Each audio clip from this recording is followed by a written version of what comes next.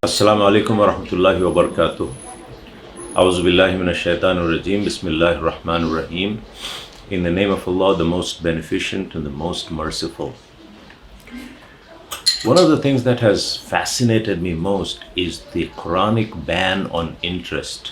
सूद की लानत जो कुरान में है उससे काफ़ी परेशानी होती है कि जिस the intensity with which the Quran has banned it. Of course, in Islam, you cannot drink, you cannot gamble, you cannot eat pork, and there's so many prohibitions. But the prohibition for interest is so harsh.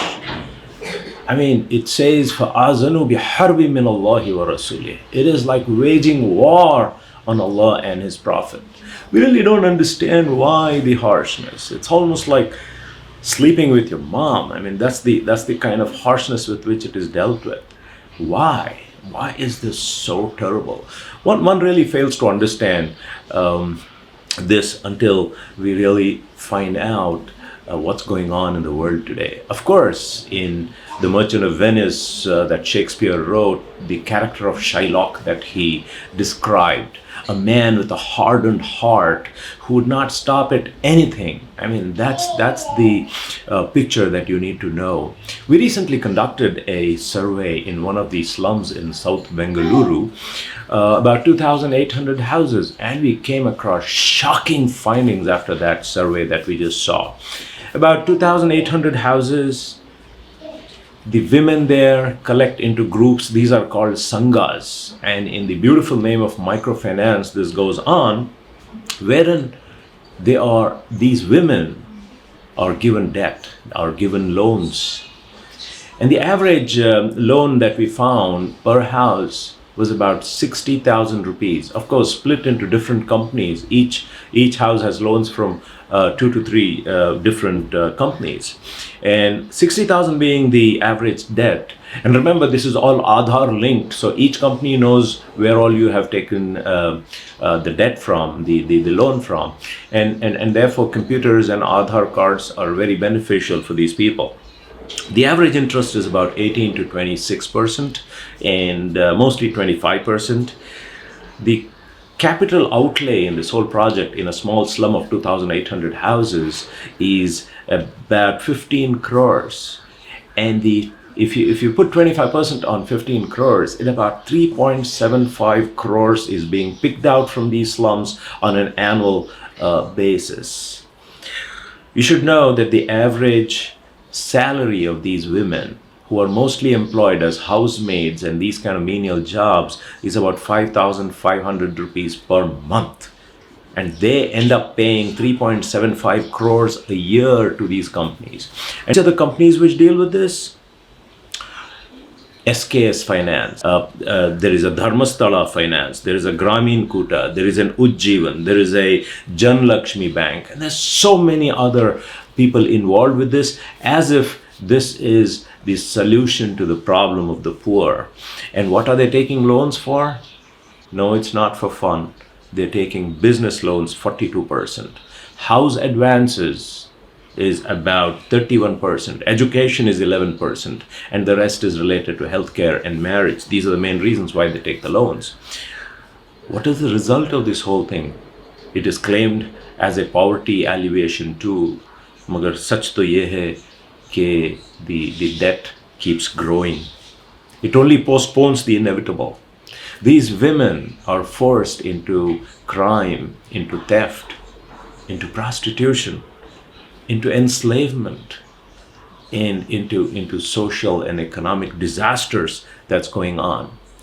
कौन संगे में माँ केंद्र में कितना loan लेको है 80,000 क्या वास्ते ली आता महीना नहीं, उधर का महीना हमारी बच्ची की शादी, कौन भी हेल्प करने वाला नहीं है, उसका वास्ते संभालिए। संगा बनने वाखा हो रहा की संगा बनने वाखत से यजमान की तबीयत रह सरकार रहती नहीं, एक्सीडेंट होकर पाँव में बोल्टान डाल को ही, तो ज़्यादातर गाड़ी चलाने तकलीफ परेशानी,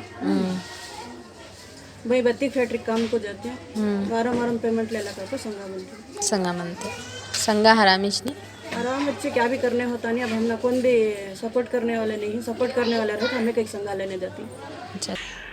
An All India survey had put the total outlay into microfinance at 1,65,000 crores, growing at a very healthy or unhealthy rate of about 43% per annum.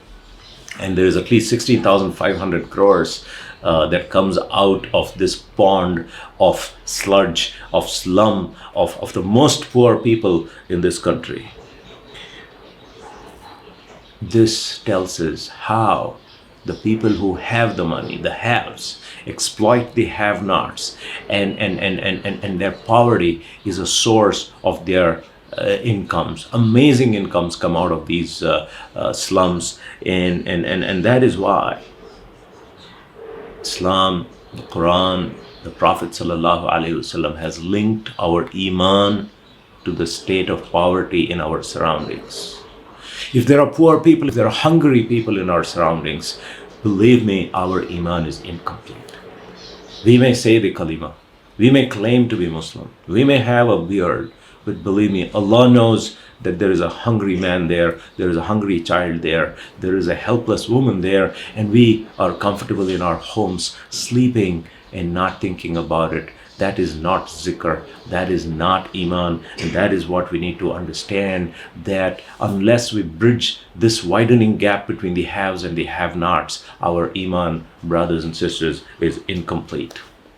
Also, we need to struggle to create an alternative mechanism to this poverty alleviation, to create an interest-free society, to create a debt-free society. There is a dua, Allahumma inni a'udhu bika min ghalabatid dayn. God, prevent us from the burden of debt, which can make and which can push people into doing the completely wrong things.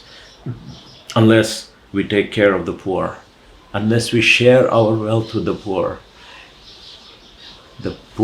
are people who test our iman. If they are fine, our iman is fine. Otherwise, our Jannat is in question.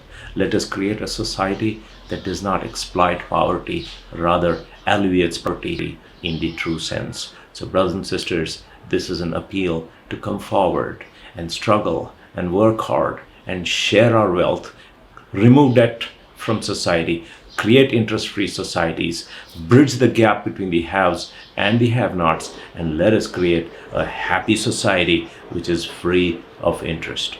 Assalamu alaikum wa rahmatullahi wa barakatuh.